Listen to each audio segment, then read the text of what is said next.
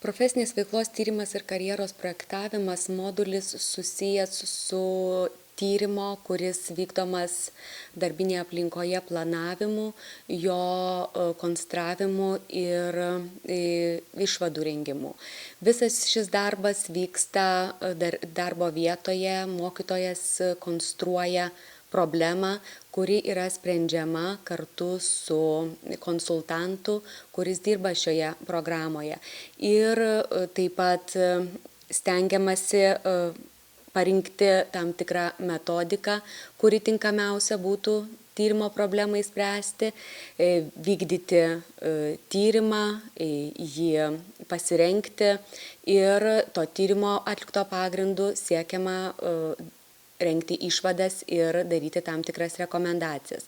Tai šio modulio metu jūs galėsite įgyvendinti kartu su šios programos dėstytojais.